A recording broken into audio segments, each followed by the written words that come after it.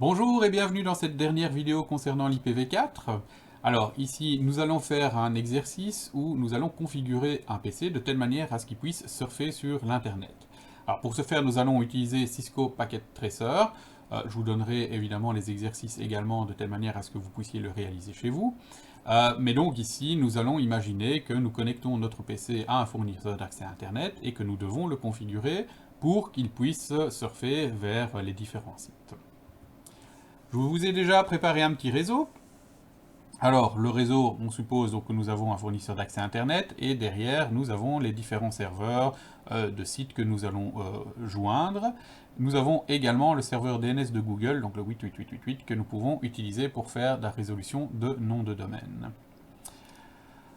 Nous savons que nous allons devoir travailler dans le réseau 192.02/24 et que le fournisseur a l'adresse numéro 1 dans ce réseau. Donc, je vais commencer par ouvrir les paramètres du laptop et nous allons nous intéresser à l'interface Ethernet. Donc, pour cette interface, je vais configurer l'adresse 192.0.2.100. Donc ça, c'est ce qu'on demande de faire. Et le masque, c'est un /24 255 255 255 S'il s'est rempli automatiquement ici, c'est parce que nous avons une adresse dans le range 192, c'est une classe C, et donc automatiquement, il m'a créé le masque pour une classe C. À partir de là, je devrais être capable de faire un ping vers le routeur, donc je sais communiquer localement. Si je prends le ping 192.0.2.1, qui est l'opérateur, je vois que je sais le pinguer. Par contre, s'ils essayent de joindre le 888, pour l'instant, je ne sais pas le joindre. Simplement, parce que le 8888, il n'est pas sur le même réseau que moi, et donc je ne peux pas communiquer localement avec. Pour que je puisse communiquer avec une machine qui est en dehors de mon réseau, je dois également configurer la passerelle par défaut, donc la machine qui va servir d'intermédiaire entre mon réseau et le reste du monde. Donc dans Packet Tracer, cela se trouve dans les settings globales et vous avez le Default Gateway ou passerelle par défaut. Cette passerelle, c'est l'adresse IP de mon fournisseur d'accès, en l'occurrence la 192.0.2.1. Pour l'instant, je ne vais pas encore rajouter de DNS serveur.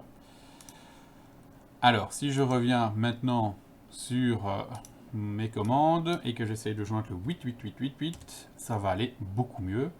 Donc qu'est-ce qui va se passer quand je vais essayer de joindre le 888? Si je fais un trace route 88888, je vois que je passe d'abord par le 192.0.2.1. Donc mes paquets passent d'abord par l'intermédiaire, en l'occurrence ici le routeur. Et puis, bon, normalement vous auriez plein d'autres routes entre.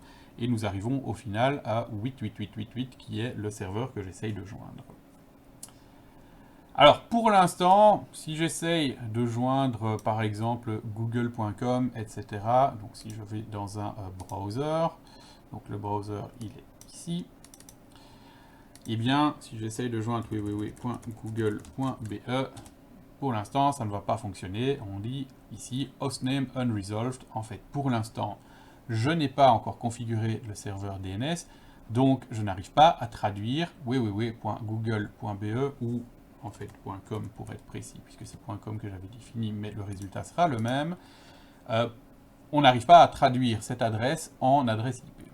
Pour pouvoir le faire, ce que je vais faire encore en plus, je vais utiliser le serveur DNS de Google, donc le 88888, pour résoudre les noms de domaine. Donc je vais rajouter dans ma configuration que le serveur DNS sera le 8.8.8.8. Une fois que c'est fait, je reviens sur mon browser. Alors, on peut d'abord vérifier simplement en faisant un ping. Donc si je fais maintenant un ping vers www.google.com, je vois que je peux le joindre et donc on a traduit google.com en l'adresse 72.217.17.36, etc. Donc on a traduit vers l'adresse IP du serveur. Si je reprends maintenant mon browser, je vais pouvoir essayer www.google.com et magnifique, j'arrive sur le serveur. Évidemment, ce n'est pas le serveur de Google, nous sommes dans une simulation, bien entendu. Si nous essayons les autres serveurs, donc ecam.be par exemple, Nous voyons là, ça clignote. Donc, nous recevons bien la page de l'ECAM. C'est une fausse page, évidemment, c'est une copie. epfc.eu. Là aussi, on voit que ça a clignoté. Nous arrivons sur la page de l'EPFC. Et essayons le faux Facebook. Donc, facebook.com. Et nous avons de nouveau une page qui n'est pas la page Facebook, bien entendu.